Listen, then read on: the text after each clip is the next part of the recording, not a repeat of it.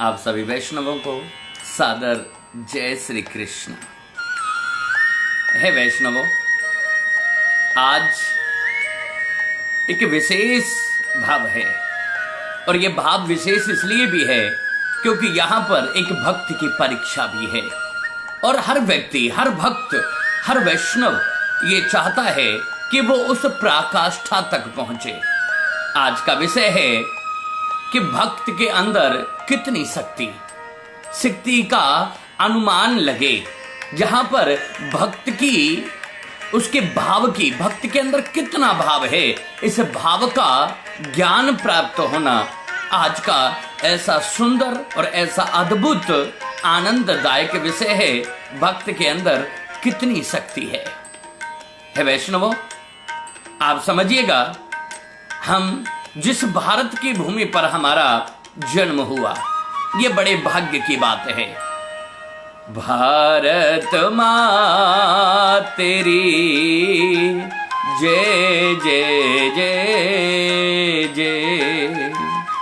धन्य है ये भारत की भूमि, जहां पर देव भी अवतार लेकर के आते हैं, जहां कृष्ण वृंदावन की कुंज गलियों में अपनी लीला को संपादित करने के लिए कभी कृष्ण रूप में अवतार लेते हैं, कभी मर्यादा के बंधन में बंधने के लिए अपने भक्तों के सम्मुख मर्यादा पुरुषोत्तम श्री राम का अवतार लेते हैं।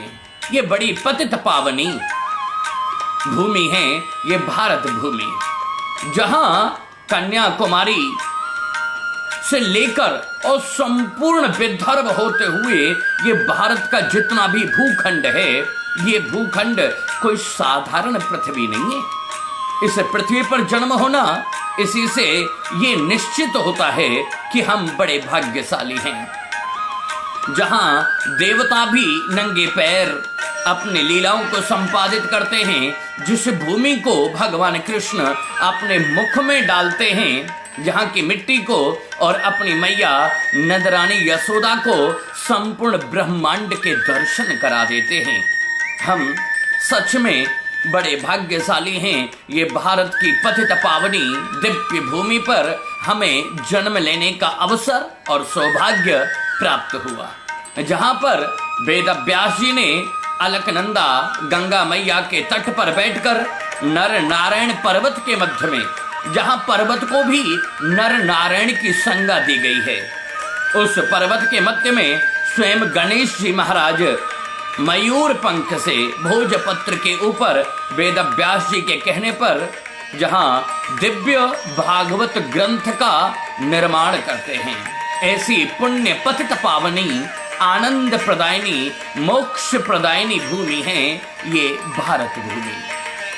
हे वैष्णवों, अब ये भारत में जन्म होना हमारे सुख और सौभाग्य की बात, लेकिन हमारे अंदर हम भगवान के भक्त हैं या नहीं हैं, हम वैष्णव हैं या नहीं हैं, और अगर वैष्णव हैं तो हमारे अंदर कितनी शक्ति है, इसका परिचय, इसका परिमाण कैसे हो, और इसका परिणाम जब तक हम जानेंगे नहीं, प्रमाण जब तक होगा नहीं, तब तक हम भक्ति की उस दिव्य कक्षा में प्रवेश नहीं कर सकते, जिस कक्षा के लिए हमें ये भारत भूमि मिली, हमें ये मानव देह की प्राप्ति हुई है। वैष्णवों, समझना, इस पृथ्वी पर दो प्रकार की विद्याएं हैं।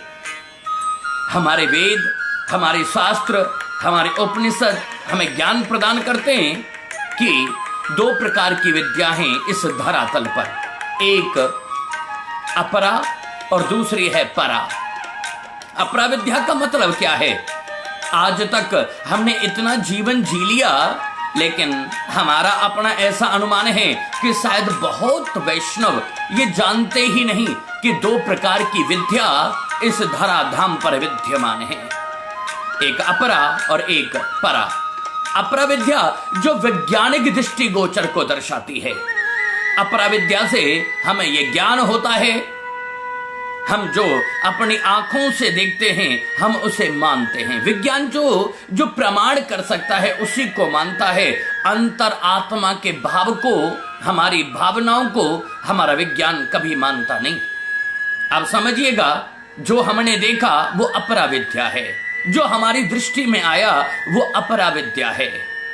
अपरा विद्या का मतलब है कि हमने आज तक जिस चीज का सुख भोगा, जिस चीज को हमने महसूस कर लिया, जिसे हमने देख लिया, जिसे हमने अपना बना लिया, वही अपरा विद्या है।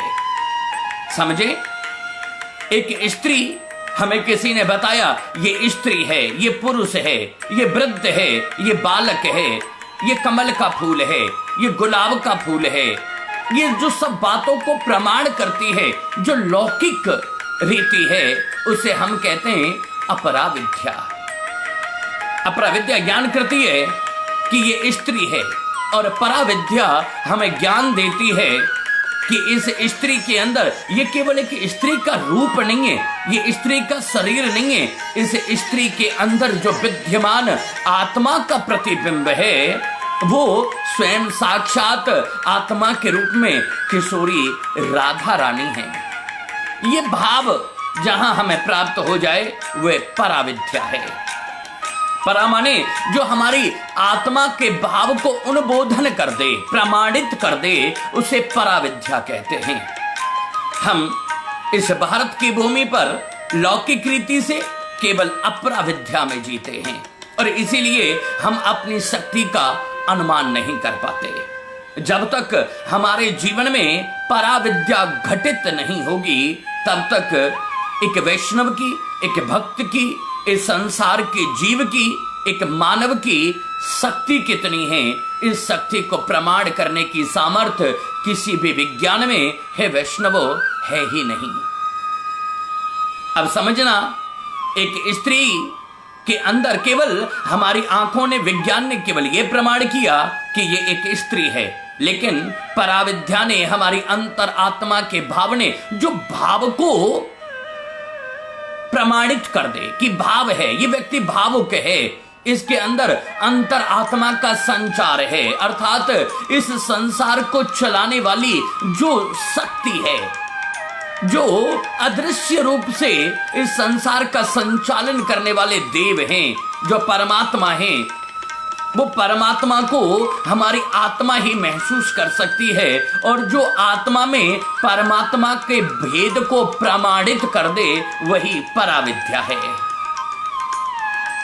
और हे वैष्णवो, अगर हम इस भारत की भूमि के ऊपर जन्म लेकर भी अगर परमात्मा के लिए भावुक ना हुए, अगर हमने भाव से अंतरात्मा, इस आत्मा को परमात्मा के प्रतिबिंब से नहीं जोड़ा, अगर हमने परमात्मा के दर्शन नहीं किए, अगर परमात्मा का साक्षात्कार नहीं किया, तो हमारी भक्ति अधूरी है, हमारा ये मानव जीवन अधूरा है।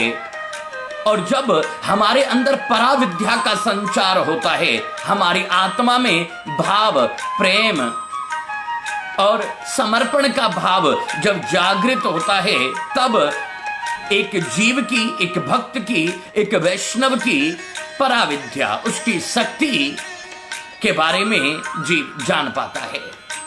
अगर शक्ति को हम नहीं पहचान पाएंगे कि हमारे अंदर कितनी शक्ति है, भगवान की शक्ति से मतलब भगवान की कितनी कृपा है।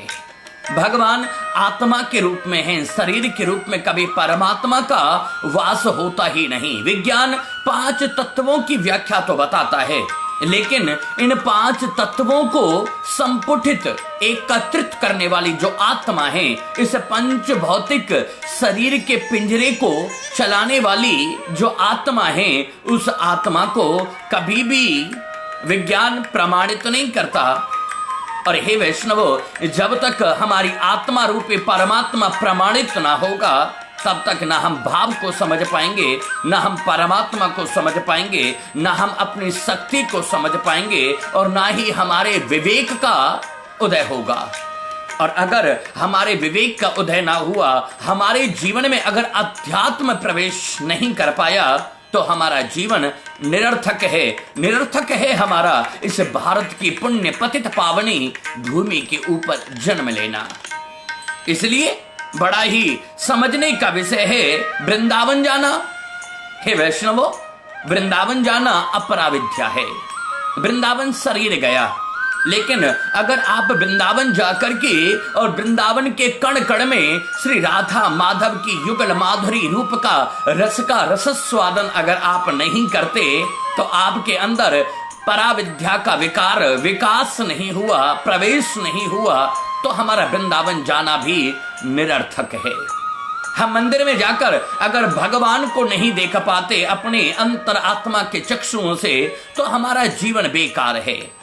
वृंदावन जाना जिस प्रकार अपराविद्या है, लेकिन वृंदावन में जाकर के जरूरी नहीं कि हम बिहारी जी के मंदिर में जाएं, राधा वल्लभ, राधा दामोदर, राधा रमण जी के मंदिर में जाकर के श्री ठाकुर जी के दर्शन करें। अरे वृंदावन की महिमा तो ऐसी है कि वृंदावन की मिट्टी जो धूल है, उस धूल के प्रत्येक कण में अगर हम वृंदावन में जाकर अगर राधा माधव के प्रत्येक कण में दर्शन नहीं करते तो हमारा वृंदावन जाना ही बेकार हो गया, निरर्थक है, बेकार है।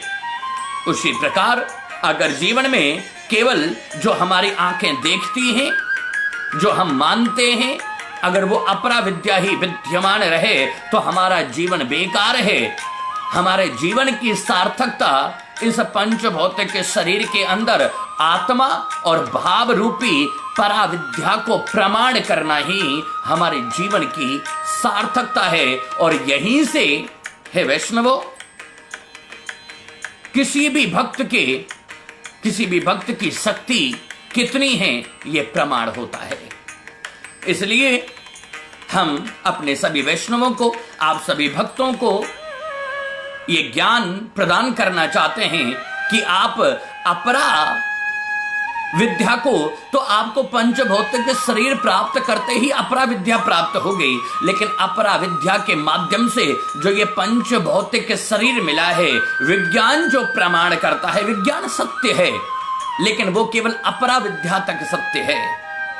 जो अपरा विद्या से ये पंच भौतिक शरीर मिला है, इस शरीर के अंदर आत्मा रूपी परमात्मा का भाव अपने हृदय में अंकित करके हरे राम राम राम हरे हरे, हरे कृष्णा कृष्ण कृष्ण हरे हरे, इस भाव रूपी परा विद्या को जागृत कीजिए और अपनी शक्ति का संचार करते हुए, अपनी शक्ति का उदय करते हुए श्री राधा माधव की दिव्य गोदी में जाकर के विराजमान हो जाइए, विद्यमान हो जाइए। इस परा विद्या में ही हमारे जीवन की, हे वैष्णवों, सार्थकता है। ऐसा अनुमान है आप अपने हृदय में अपरा विद्या के माध्यम से जो शरीर मिला है, इसमें परा विद्या, भाव रूपी परा विद्या को जागृत करके श्री राधा माधव की दिव्य अनुभूति को अपने जीवन में धारण करेंगे और अपने जीवन को सफल बनाते हुए अपने जीवन की शक्ति को पहचानेंगे। आप सभी वैष्णवों को सादर इस दास की तरफ से जय श्री कृष्ण।